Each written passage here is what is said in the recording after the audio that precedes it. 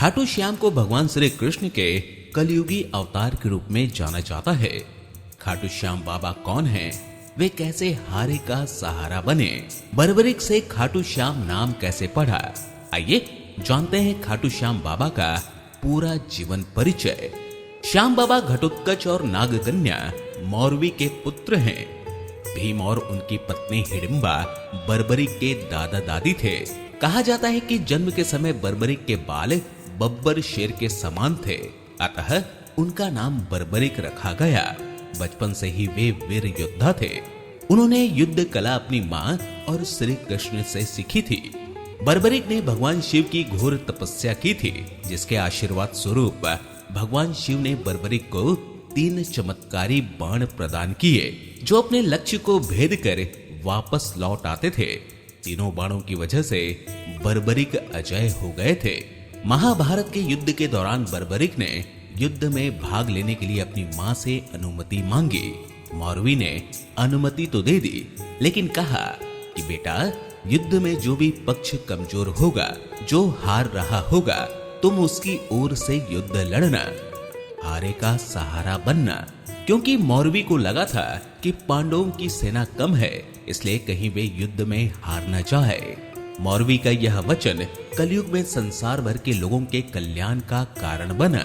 जब वे महाभारत युद्ध भूमि की ओर जा रहे थे, उस समय उनकी भेंट श्री कृष्ण से हुई। श्री कृष्ण जानते थे कि युद्ध में कौरव पक्ष की हार होगी, और ऐसे में अगर बर्बरिक कौरव पक्ष की ओर से युद्ध लड़ेगा तो पांडव ये युद्ध जीत नहीं सकेंगे और धर्म की हार हो सकती है। बर्बरिक को रोकने के लिए श्री कृष्ण गरीब ब्राह्मण बनकर उनके सामने आए और बर्बरिक की परीक्षा लेने के उद्देश्य से उससे कहा कि सिर्फ 3 बाणों से कोई युद्ध कैसे लड़ सकता है। बर्बरिक ने कहा कि उनका एक ही बाण शत्रु सेना को खत्म करने में सक्षम है, और उसके बाद भी वह तीर नष्ट न होकर वापस उनके तरकस में आ जाएगा। अतः तीनों तीर के उपयोग से तो संपूर्ण जगत का विनाश किया जा सकता है। ब्राह्मण ने बर्बरिक से एक पीपल के वृक्ष की ओर इशारा करके कहा कि वो एक बाण से पेड़ के सारे पत्तों को भेद कर दिखाए। बर्बरिक ने भगवान का ध्यान कर एक बाण छोड़ दिया।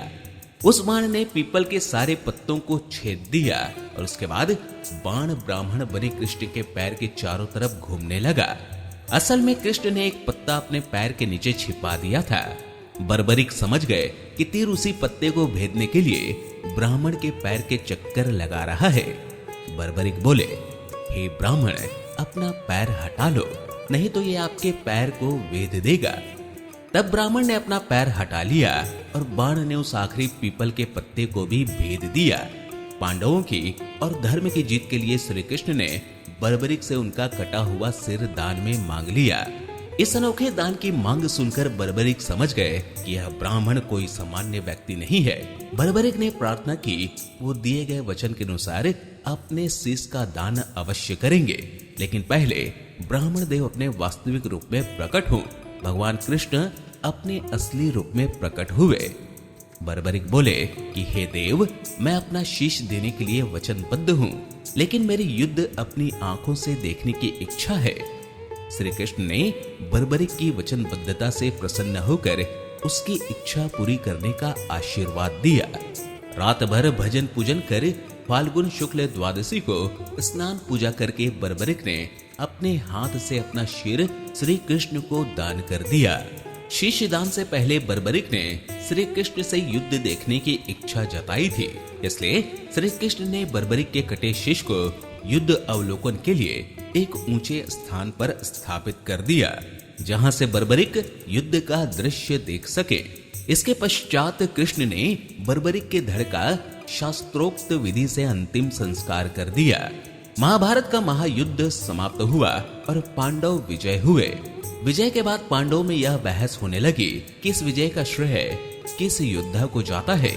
श्री कृष्ण ने कहा, चूंकि बर्बरिक इस युद्ध के साक्षी रहे हैं, अतः इस प्रश्न का उत्तर उन्हीं से जानना चाहिए। तब परमवीर बर्बरिक ने कहा कि इस युद्ध की विजय का श्रेय एकमात्र श्री कृष्ण को जाता है, क्योंकि यह सब कुछ श्री कृष्ण की उत्कृष्ट युद्ध नीति के कारण ही संभव हुआ।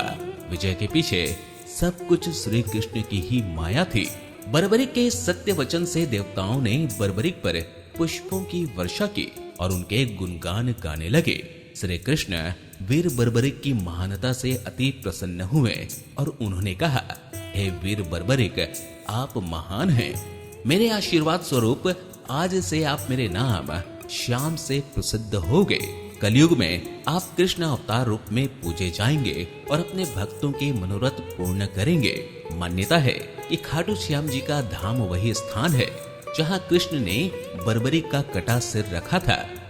एक कहानी के अनुसार बर्बरिक का सिर राजस्थान प्रदेश के खाटू नगर में दफना दिया था, इसलिए बर्बरिक जी का नाम खाटू श्याम बाबा के नाम से प्रसिद्ध हुआ। वर्तमान में खाटू नगर सीकर जिले के नाम से जाना जाता है। प्रत्येक वर्ष होली के दौरान खाटू श्याम जी का मेला लगता है। इस मेले में देश विदेश से भक्तजन बाबा खाटू श्याम जी के दर्शन के लिए आते हैं। इस मंदिर में भक्तों की गहरी आस्था है। बाबा श्याम, हारे का सहारा, लगदा तार, खाटू श्याम जी, मोरवी नंदन, खाटू का नरेश और शीश का दान, इन सभी नामों से खाटू श्याम को उनके भक्त पुकारते हैं।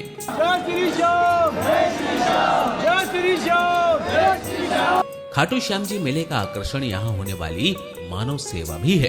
बड़े से बड़े घराने के लोग आम आदमी की तरह यहाँ आकर श्रद्धालुओं की सेवा करते हैं। कहा जाता है कि ऐसा करने से पुण्य की प्राप्ति होती है। इसके अलावा श्याम कुंड का इतिहास एक कहानी के रूप में बताया जाता है। प्राचीन समय में इस कुंड के स्थान पर एक बहुत बड़ा टीला था। यहाँ पर एक ग्वाला अपनी गाय चराने के लिए लाया करता था। एक गाय हर रोज अपने झुंड से अलग होकर टीले के एक स्थान पर आती और जैसे ही गाय उस स्थान के पास आती तो उसका दूध टपकने लगता था। जब ग्वाले ने ये सब देखा तो उसे आश्चर्य हुआ कि इस जगह पर ऐसा क्या है जो गाय यहाँ पर आते ही खुद ही दूध देने लगती है। उसी रात ग्वाले को स्वप्न में श्याम बाबा ने कहा कि तुम्हारे गाय का दूध शक्ति से मैं पीता हूँ। मैं जमीन में मूर्ति के रूप में दबा हुआ हूँ। यहाँ के राजा से कह दो कि यहाँ कुंड खुदवा कर मेरी मूर्ति को निकलवाए।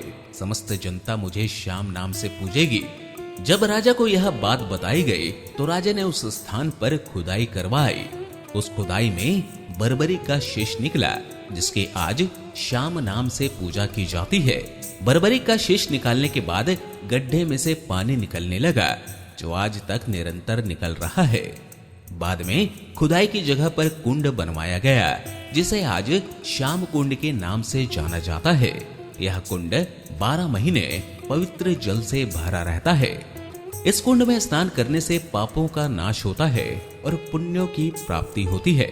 तो बोलिए शीश के दानी बाबा खाटू श्याम की जय।